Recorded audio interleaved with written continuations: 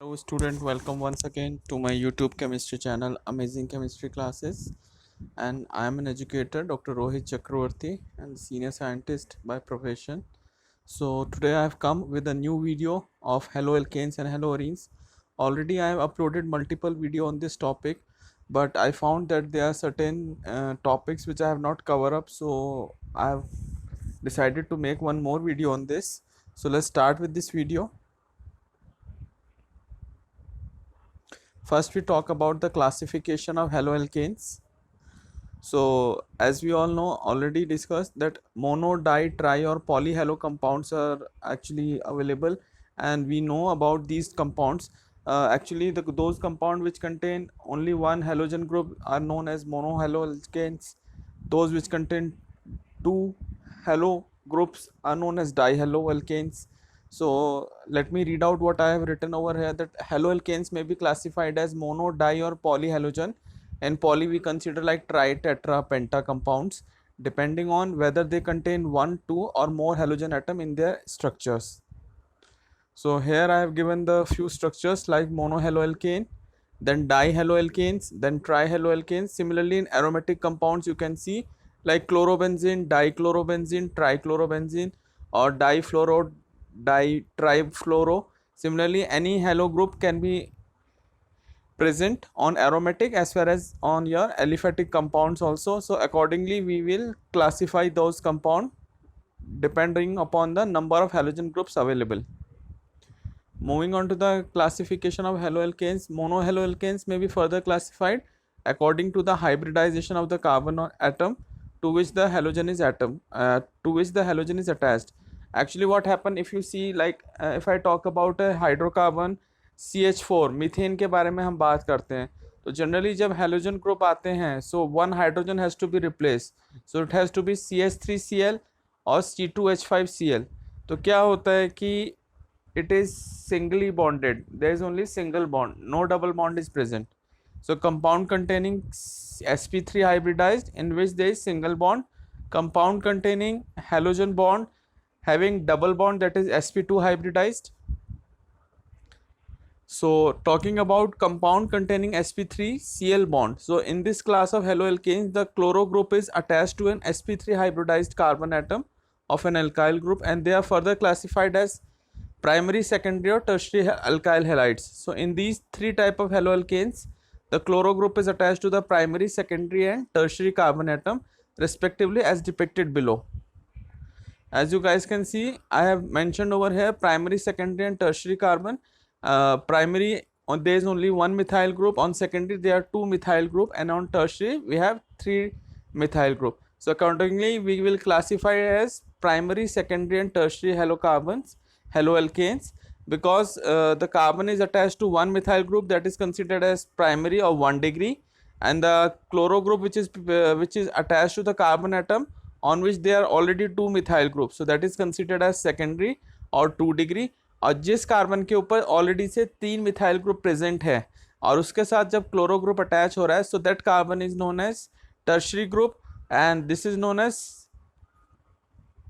tertiary carbon. Okay, so accordingly we will classify the haloalkanes on the basis of the number of methyl groups present on the carbon atom to which the halo group is attached.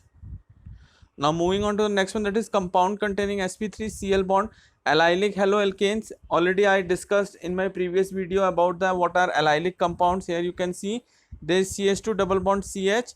So beta carbon पे आप देख सकते हैं, यहाँ पे beta में there is a double bond, so this is known as allylic group. So CH2 double bond CH and then CH2Cl. तो CH2 group के साथ CH2 group, here it is sp3 hybridized, there is single bond only.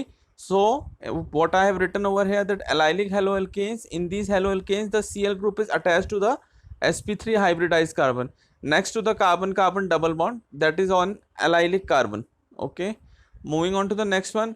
Now we are talking about the aromatic ring.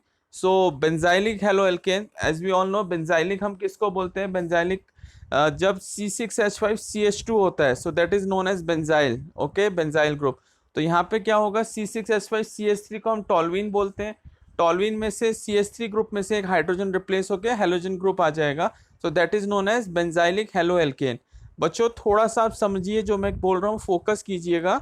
आप लोगों को बहुत easy लगेगा और easily आपको समझ में आएगा। जैसे कि आप लोग देख पा रहे हैं यहाँ पे C6 बेंजीन रिंग के ऊपर CH2Cl लिखा हुआ है, तो CH2 यहाँ पे sp3 हाइब्रिडाइज्ड है। सेम ही मैंने यहाँ पे मेंशन किया that in this alcohol, in this alcohol, the chloro group is attached to a sp3 hybridized carbon atom next to the aromatic ring। Aromatic ring के नेक्स्ट हमारा जो मिथाइल ग्रुप है उसके साथ, उसके कार्बन के साथ हमारा क्लोरो ग्रुप अटैच्ड है। So allylic and benzylic halo alkane may be primary, secondary और tertiary. All right, now compound containing sp2Cl bond, vinylic के लिए हम बात कर सकते हैं। sp3 के लिए हमारा एग्जाम्पल था एलाइलिक कार्बन के लिए एलाइलिक हेलोजेंस, और यहाँ पे हमारा विनाइल क्लोराइड का एग्जाम्पल है। डिफरेंस क्या है यहाँ पे थोड़ा सा आप समझिए। यहाँ पे CH2 double bond CH, that means जो कार्बन है दैट इज sp2 हाइब्रिडाइज्ड, वही मैंने मेंशन किया है। These halo alkanes contain chloro group bonded to a carbon carbon double bond, तो यहाँ पे sp2 हाइब्रिडाइज है, there is a double bond to a vinylic carbon and और to an aryl carbon. These are also known as vinylic halo alkanes. आप लोगों को समझ में आ रहा होगा, प्लीज आप लोग स्नैपशॉट ले लीजिए। Very important and very basic concept जो आप लोगों को समझना चाहिए। Moving on to the nomenclature of haloalkanes, इसमें हम देखिए जो मेंशन किया हुआ है 2 पोजीशन पे, क्योंकि कार्बन रिंग हमारी 4 कार्बन की है तो इसलिए ब्यूटेन आएगा, और 2 पोजीशन पे हमारा क्लोरो ग्रुप प्रेजेंट है तो इसलिए हम इसको 2 क्लोरो ब्यूटेन बोलेंगे। सिमिलरली सेकंड एग्जांपल जो मेंशन है यहाँ पे, उसमें 1 पे हमारा ब्रोमो ग्रुप लगा हुआ है और 2 पे क्योंकि वहाँ पे 3 मिथाइल ग्रुप्स हैं तो इसलिए हम उसका IUPAC कैसे लिखेंगे, 2 डाइमिथाइल प्रोपेन। जो कार्बन चेन बन रही है लॉन्गेस्ट कार्बन चेन वो 3 कार्बन की बन रही है और उस पर 2 मिथाइल ग्रुप प्रेजेंट है, इसलिए उसको हम 2 डाइमिथाइल प्रोपेन बोलेंगे, और 1 पोजीशन पे ब्रोमो ग्रुप प्रेजेंट है। सिमिलरली जब हमारा टर्शरी कार्बन है और उसके साथ हमारा ब्रोमो ग्रुप जुड़ा हुआ है तो उसका IUPAC हम कैसे लिख सकते हैं, 2 पे ब्रोमो लिखेंगे 2 methyl propane. Similarly if you talk about a double bonded CH2 double bond CHCl, so it is a ethene because there is a double bond present over here, so we can write down chloroethene. And the next last one is 3 bromo propene because there is a double bond present over here and the carbon chain is of 3 carbon, so 3 carbon, so we have to write down propene, and on 3 carbon, third carbon, there is a bromo group, so we can write down 3 bromo propene. Now let's discuss about the nature of carbon halogen bond. As we all know, halogen group जो भी हमारे group 17 के elements हैं उनको हम hello groups बोलते हैं। इसमें क्लोरो फ्लोरो ब्रोमो आइडो आता है, तो इसमें हम क्या मेंशन करते हैं, since halogen atoms are more electronegative because they contain 7 electrons in their outermost orbit, so they are looking for 1 more electron, so they are having the highest electronegativity amongst the periodic table amongst the element of other groups, so they are highly electronegative than carbon, so the carbon halogen bond of alkyl halide is polarized. तो क्या होगा, because there is a difference in the polarity, on carbon there will be a positive charge and in halo group there will be partial negative charge. All right, now let's discuss about the method of preparation. First we can see how we can prepare. तो इसमें हमने simple किया, alcohol group लिया ROH और इसकी हम reaction करा रहे हैं किसी भी हेलोजन हेलो एसिड्स के साथ, like hydrogen chloride, hydrogen bromide, hydrogen iodide, किसी के साथ भी हम रिएक्शन कराएंगे। जिंक क्लोराइड यहाँ पे एज ए लुईस एसिड काम करेगा, तो हमारा प्रोडक्ट बनता है RX, that is desired halo alkane. R यहाँ पे हमारा कोई भी अल्काइल ग्रुप हो सकता है जिसमें methyl, ethyl, propyl, butyl, pentyl and water as a by product. Similarly next में हमने सोडियम ब्रोमाइड को यूज़ किया और H2SO4, तो यहाँ पे ROH का R replace OH group replace हो जाएगा ब्रोमो से, और सोडियम ब्रोमाइड हमारा यहाँ पे ब्रोमो ग्रुप का सोर्स है ब्रोमाइड आयन का। All right, so here sodium bromide used as a source for the bromide ion, और जो बाय प्रोडक्ट होगा that is sodium hydrogen sulphate and water as a by product. Now next one is PX3 लिखा है बच्चों, PX3 सब confuse मत हो जाएगा। Here X group represent the halogen, so we can use PCl3 or PBr3, and here the same again we are replacing, it is basically a nucleophilic substitution reaction where hydroxy group get replaced by the halogen। तो यहाँ पे हमारा product क्या बनेगा, RX। R यहाँ पे कोई भी अल्काइल ग्रुप हो सकता है, X हम यहाँ पे हेलोजन को रिप्लेस कर रहे हैं, plus orthophosphoric acid as a by product. याद रखिएगा जब हम PX3 लिखेंगे तो हमारा H3PO3 इसका बाय प्रोडक्ट बनेगा, और सिमिलरली जब हम PCl5 लेते हैं दैट इज फॉस्फोरस पेंटाक्लोराइड लेंगे तो POCl3 हमारा by product along with HCl as a gas liberate हो जाएगा, और RX हमारा डिजायर्ड हेलो एल्केन फॉर्म होता है। Now next one is that from hydrocarbon. So hydrocarbon से हम कैसे बना सकते हैं? The best method is by free radical halogenation. तो फ्री रेडिकल हाइलोजिनेशन में हम क्या पढ़ते हैं? फ्री रेडिकल क्लोरिनेशन और bromination of alkane gives a complex mixture of isomeric mono and poly halo alkanes. यहाँ पे मैंने जो एग्जांपल लिखा हुआ है आप देख लीजिए. ब्यूटेन का एग्जांपल लिखा है. ब्यूटेन का जब हम क्लोरिनेशन करा रहे हैं यूवी लाइट के प्रेजेंस में, तो हमारा ब्यूटाइल क्लोराइड बन रहा है. फर्स्ट 1 क्लोरोब्यूटेन प्लस 2 क्लोरोब्यूटेन, दोनों आइसोमर्स बनेंगे इसमें हमारा, और इसमें हम कंट्रोल नहीं कर सकते हैं, तो both the isomers will form.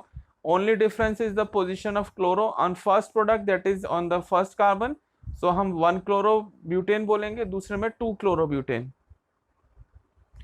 Now talking about electrophilic substitution, this is also one of the method for the preparation of aryl chlorides और aryl bromides. ये मैंने previous वीडियो में डिस्कस भी किया electrophilic substitution, जब हम एरोमेटिक चैप्टर में phenols और ईथर्स का चैप्टर पढ़ रहे थे, वहाँ पे हमारी ये प्रॉपर्टीज थी. मोर ओवर हमने जब हेलो एरीन्स किया है उसमें भी हम लोगों ने इस टॉपिक को डिस्कस किया है, that by electrophilic substitution also we can form hello arenes.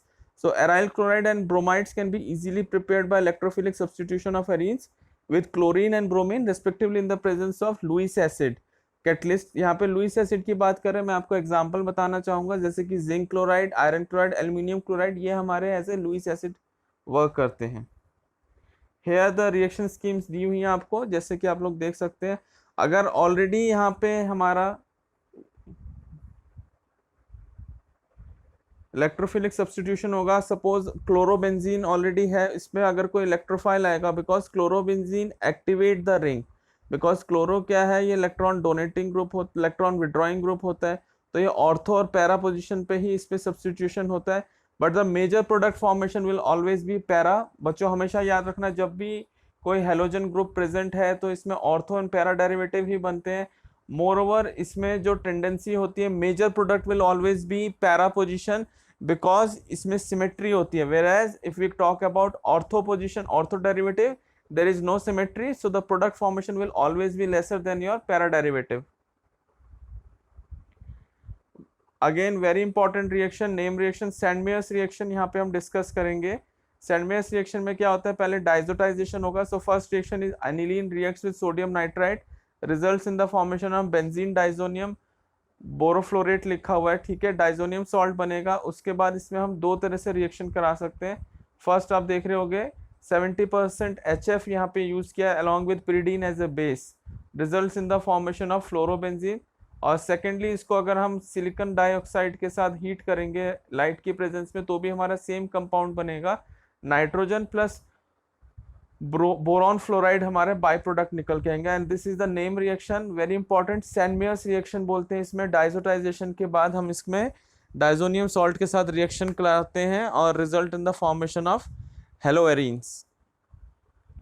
Next preparation is from alkenes. यहाँ पे हम लोग क्लोरिनेशन कर रहे हैं एल्कीन, दैट इज इथीन का. So an alkene is converted into corresponding alkyl halide by reaction with hydrogen chloride और hydrogen bromide. So this is the product, that is your ethyl chloride or chloroethane. Now there is a Finkelstein reaction, very important again.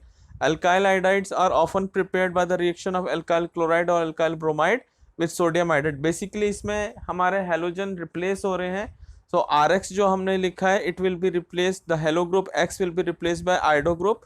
So जो हमारा alkyl iodide बन जाएगा और sodium halide as a byproduct उसमें release हो जाता है. तो sodium halide will be a by product and alkyl iodide will be the major product for this reaction. And the name reaction is Finkelstein. What I have mentioned over here, that alkyl iodides are often prepared by the reaction of alkyl chloride and bromide with sodium iodide in dry acetone, and this reaction is known as Finkelstein reaction. Next is physical properties. So alkyl halides are generally colorless when they are pure. However, bromides and iodide, when they exposed in air, they catch color and they become yellow in color.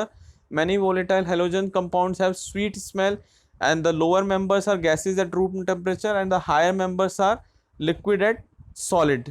Okay, जो higher इसमें alkyl chains हो जाएंगी तो वो solid और liquid होते हैं.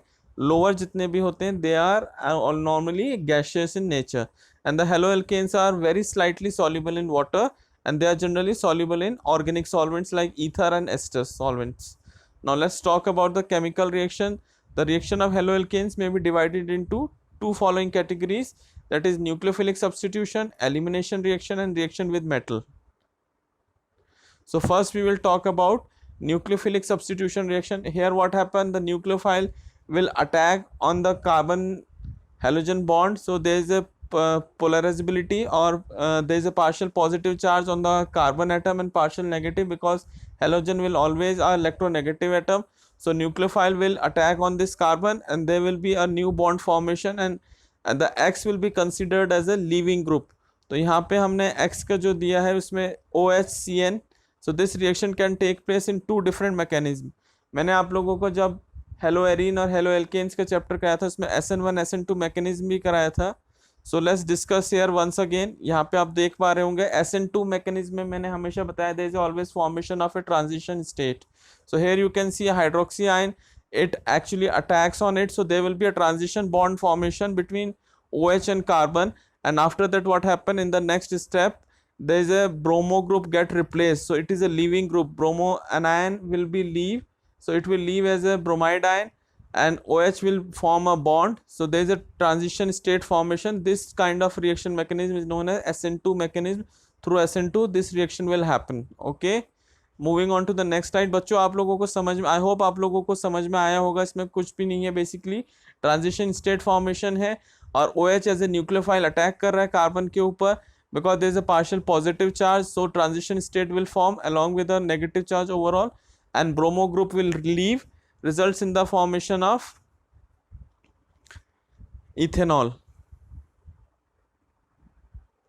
Next let's discuss about, ये इंपॉर्टेंट इसमें थ्योरी पार्ट है, आप लोग लिख सकते हैं. लेट मी रीड आउट, मैं पढ़ लेता हूँ आप लोगों के लिए. इन SN2 mechanism the rate depend upon the concentration of both the reactants. The incoming nucleophile interact with the alkyl halide causing the carbon halide bond to break. So the bond between the carbon and halide will break, causing the carbon halide bond to break while forming a new carbon or hydroxy bond. So these two processes will take place simultaneously in a single step and no intermediate is formed. As the reaction progresses and the bond between the nucleophile and the carbon atom starts forming, the bond between the carbon atom and the leaving group weakens. तो leaving group और जो carbon के बीच का bond है वो week हो जाएगा और जो न्यूक्लियोफाइल अटैक करेगा वो बॉन्डिंग स्टार्ट हो जाएगी. As this happen, the configuration of carbon atom under attack inverts. तो इस केस में क्या होता है, there will always be a inversion. SN2 reaction में मैंने पहले भी आप लोगों को इन डिटेल बताया that there will always be a inversion. अगर इनिशियली हमारे कंपाउंड का कॉन्फ़िगरेशन R है, so the product will always be S, because there is a back attack. So what happen, the configuration gets change. तो वही मैंने यहाँ mention किया. As this happen the configuration of carbon atom under the attack inverts in much the same way as umbrella is turned out. So जब भी आपने umbrella लेके आप चलते हो, जब विंड बहुत तेज़ हो जाती है तो क्या होता है, अम्ब्रेला कई बार ट्विस्ट हो जाता है ऑपोजिट डायरेक्शन में. सिमिलरली यहाँ पे भी बॉन्ड फॉर्मेशन उसी टाइप से होता है. There is a inversion, so which I have given a wonderful example that it will, इसको हमने कंपैरिजन दिखा दिया अम्ब्रेला के साथ. जब फास्ट एयर में हम लोग बाहर निकलते हैं तो अम्ब्रेला कई बार ट्विस्ट कर जाता है. तो सिमिलरली यहाँ पे भी जब बॉन्ड ट्विस्ट होता है, क्योंकि लीव करता है हमारा जो इनिशियली यहाँ पे हेलोजन ग्रुप प्रेजेंट होता है, that will act as a leaving group, and new nucleophile will form a bond between the carbon and the nucleophile. So when caught in a strong wind, this process is called inversion of configuration. Since this reaction requires the approach of nucleophile to the carbon bearing the leaving group, the presence of bulky substituents or near the carbon atom have a dramatic inhibiting effect. So the tertiary halides are the least reactive because bulky group hinder the approaching. तो यहाँ पे यही दिया हुआ है कि अगर already यहाँ पे कोई बल्की ग्रुप दिया हुआ है, जैसे कि टर्शरी का अगर हमारे पास प्रेजेंट है, तो वो ऑलवेज हिंडर करता है न्यूक्लियोफाइल के अप्रोच को.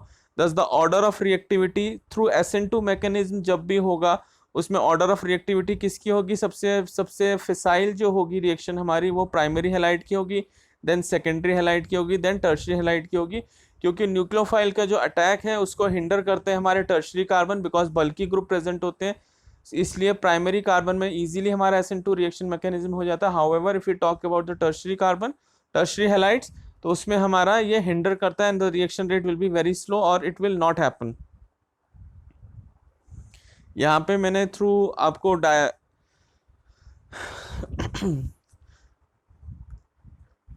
प्रेजेंटेशन भी आपको समझा दिया है बच्चों. यहाँ पे आप देख सकते हैं अगर हम लोग यहाँ पे डैश और वेज के थ्रू मैंने बॉन्ड फॉर्मेशन शो किया है, अलॉन्ग विद द क्लोरीन पे हमारा इलेक्ट्रॉन पेयर प्रेजेंट है, ठीक है।